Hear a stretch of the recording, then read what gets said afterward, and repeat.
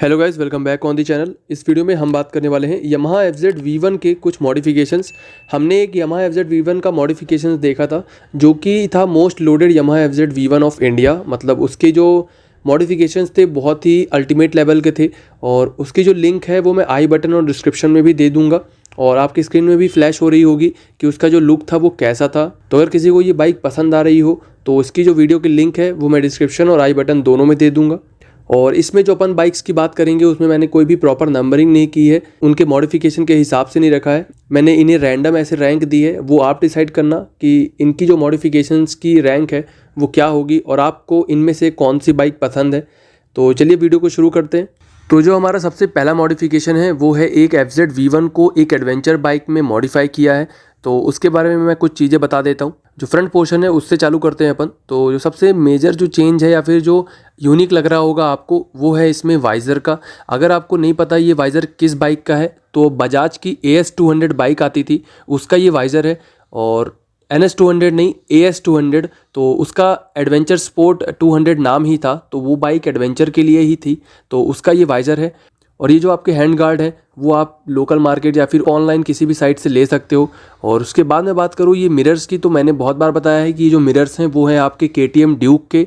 और उसी के बाद अपन नीचे मडगार्ड के पोर्शन में आए तो ये जो मडगार्ड है वो है आपके RC200 का। RC200 या 390 किसी का भी हो सकता है। तो RC200 का मडगार्ड अपन ने देखा है कि यूज़ किया जाता है, या फिर वो एडवेंचर बाइक हो या फिर कोई नॉर्मल भी मॉडिफिकेशन है तो उसमें अपन RC200 के मडगार्ड्स यूज़ करते हैं। और ये पार्ट्स में आते हैं, मतलब ये दो पार्ट में आते हैं। तो इसमें जो लगा हुआ है वो सिर्फ फ्रंट पोर्शन लगा हुआ है।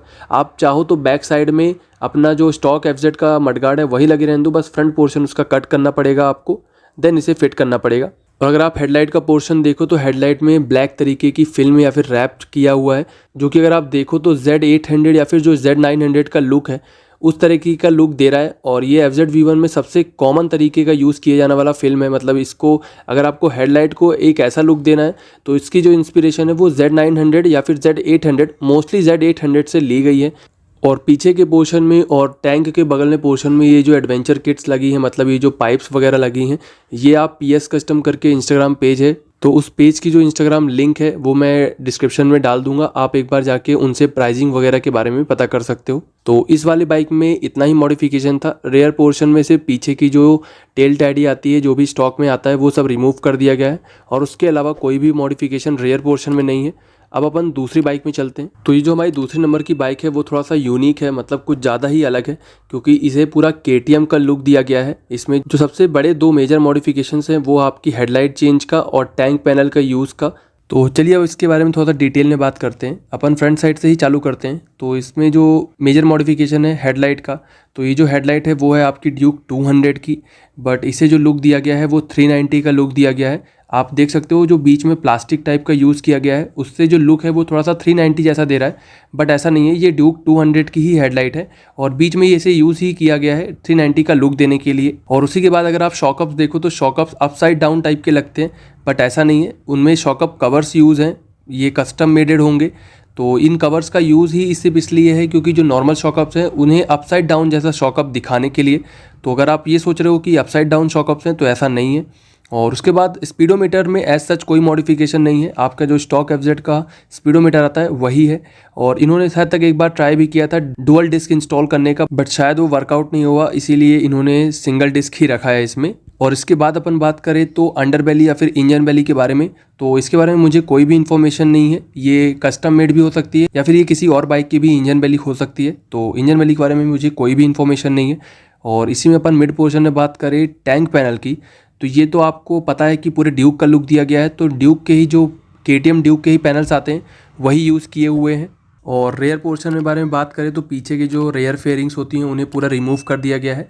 KTM में अपनी चेसी दिखती है पीछे की पूरी रेयर पोर्शन की, तो उसी तरीके का लुक देने के लिए जो रेयर फेयरिंग है FZ की उसे रिमूव कर दिया गया है। और उसी के बाद पीछे टेल लाइट में कोई भी ऐसा मॉडिफिकेशन नहीं है, बट सिंपली जो स्टॉक FZ की टेल टैडी है उसे रिमूव कर दी गई है। अब इसके बाद मैं एक और FZ V1 दिखाता हूँ जिसे ड्यूक 390 के जैसा लुक दिया गया था और वो बहुत ही मतलब कॉस्टली मॉडिफिकेशन है। उसमें कोई भी पार्ट FZ का आपको समझ में नहीं आएगा क्योंकि ऑलमोस्ट पूरे ही पार्ट चेंज कर दिए गए हैं।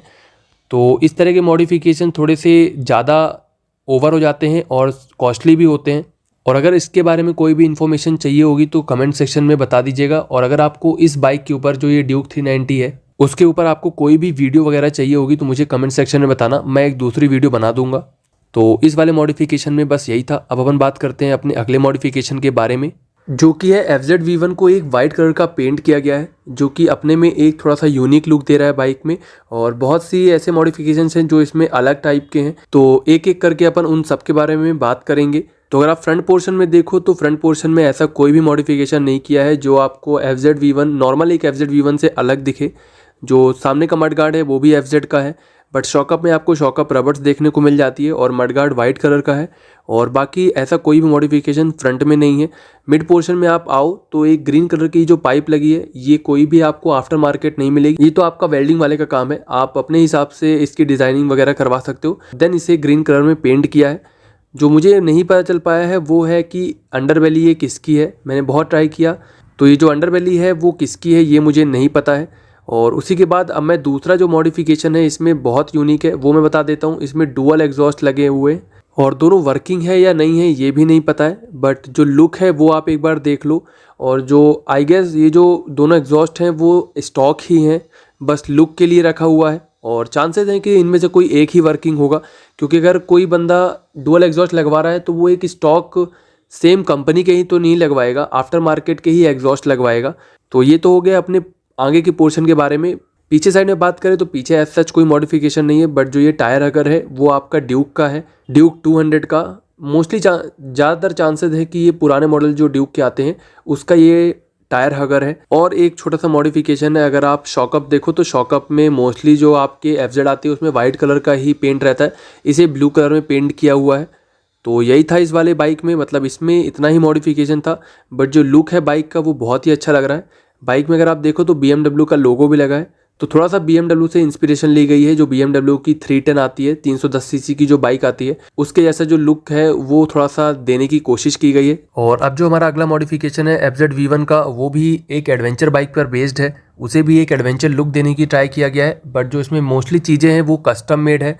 और या तो मुझे पता नहीं है कि ये किस बाइक के यूज्ड हैं, बट ज़्यादातर जो मॉडिफिकेशन के पार्ट्स हैं वो वही यूज्ड हैं जिनके बारे में अपन ने पहले भी बात की हुई है। जैसे कि अगर आप फ्रंट साइड में देखो तो AS200 की ही विंडशील्ड यूज्ड है, लेकिन इसे थोड़ा सा कट किया गया है और थोड़ा सा इसे एलिवेट करके ऊपर साइड लगाया गया है। और हेडलाइट जो है, हेडलाइट की भी पोजीशनिंग बहुत हद तक चेंज की गई है। और एक्स्ट्रा फेयरिंग्स जो लगी हैं वो एक कस्टम मेड है या फिर किसी और बाइक की हैं ये मुझे नहीं पता, बट जो लुक है वो गाड़ी का प्योर एडवेंचर टाइप में आ रहा है। और वही आपके KTM ड्यूक के मिरर्स यूज्ड हैं, और आपके आफ्टर मार्केट या फिर आप ऑनलाइन शॉप से जो हैंड गार्ड ले सकते हो वो भी वही इसमें इंस्टॉल हैं।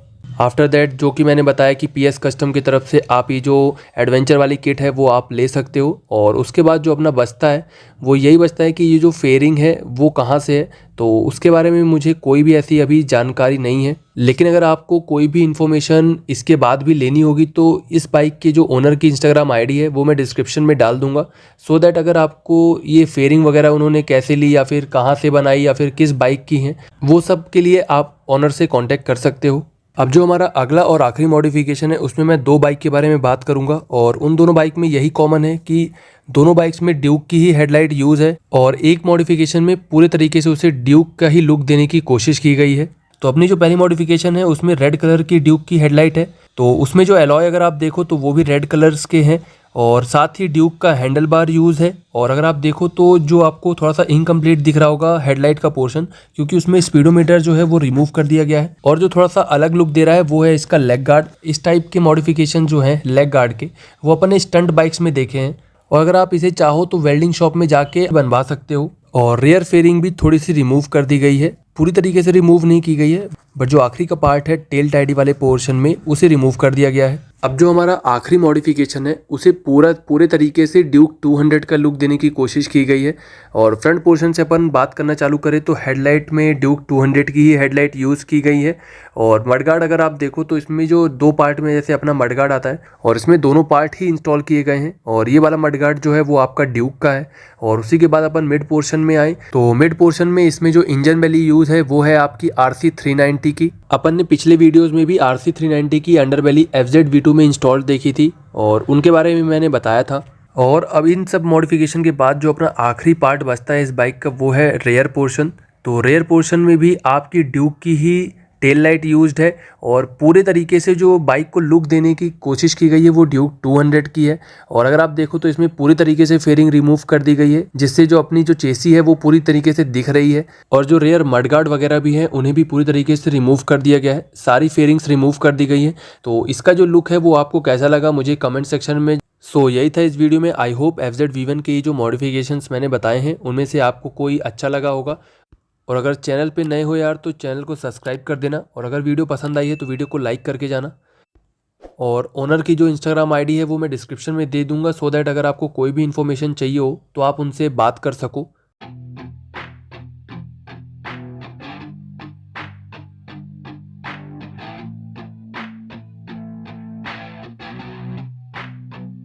I said you better watch what you're doing.